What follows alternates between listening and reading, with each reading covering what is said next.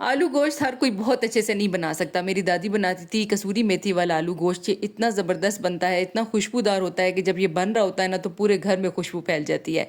आज मैं यही ऑथेंटिक रेसिपी आपके साथ शेयर करूंगी। इसी वीडियो में इस प्रेशर कुकर से रिलेटेड आपके जितने भी क्वेश्चन हैं उनके आंसर्स भी आपको मिल जाएंगे। तो पहले रेसिपी देख लेते हैं। सबसे पहले मैंने एक बड़ी प्याज ले ली थी तकरीबन ½ kg मटन के लिए। तो अदरक लहसन को कूट लेते हैं। आप हमेशा कहते हैं कि आप नमक क्यों ऐड करती हैं, तो जी मैंने अपनी सास से सीखा था। वो जब भी अदरक लहसन कूटती थी नमक डालती थी। इससे ये होता है कि पेस्ट बहुत अच्छा बनता है और लहसन अदरक बाहर उछल कर नहीं आते। प्याज जब हल्का सुनहरा हो जाए तो अदरक लहसन ऐड कर देंगे और साथ ही आपने ½ kg मटन मिक्स बोटी ऐड कर देनी है और इसको भून लेना है। इतना भूनेंगे हरी मिर्च ऐड करके कि इसका कलर चेंज हो जाए और ये फ्राई होने तक आ जाए। और उसके बाद 3 बड़े टमाटर लिए थे, उनको अच्छे तरीके से मैंने ग्राइंडर में ग्राइंड कर लिया। मैं अपनी किसी भी रेसिपी में बहुत ज़्यादा एक्स्ट्रा मसाले ऐड नहीं करती, जैसे कि खड़े मसाले वगैरह होते हैं, और इन नॉर्मल मसालों से ही इतना ज़बरदस्त फ्लेवर आता है और कलर भी बहुत अच्छा आता है। रेसिपी इंशाल्लाह कैप्शन में मैं ऐड कर दूंगी। तो सबसे पहले मैं आपके साथ शेयर करूंगी स्टेनलेस स्टील प्रेशर कुकर जो मुझे टर्कमेनिस्तान वालों ने भेजा है। बहुत एक्सीलेंट है। सबसे पहले इसकी पैकेजिंग देखें। सबसे अच्छी बात टर्कमेनिस्तान की यह है कि ये इनकी पैकेजिंग बहुत अच्छी होती है। उसके बाद आप ये देख लीजिए, इसका हैंडल और नॉब्स और बेहतरीन क्वालिटी की रबर लगी हुई है।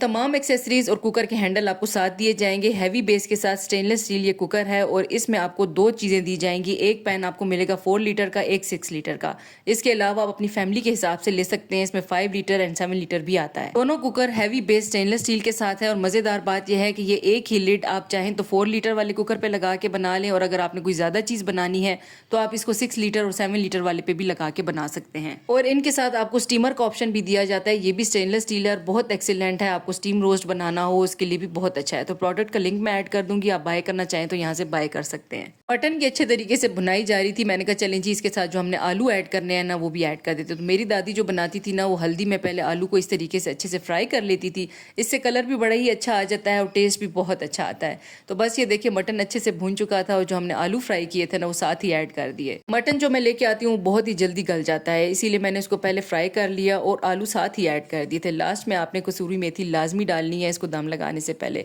उसके बाद ये देखिए जी 20 मिनट्स पर मैंने इसको स्लो फ्लेम पर दम पर पकाया था और बहुत ही एक्सीलेंट आलू गोश्त हमारा तैयार हो गया है। कसूरी मेथी जो आपने इसमें ऐड करनी है ना वो इतना ज़बरदस्त फ्लेवर देगी कि पूरे घर में खुशबू फैल जाएगी। इस रेसिपी को भी ज़रूर ट्राई कीजिएगा, मुझे फॉलो कीजिएगा। अल्लाह हाफ़िज़।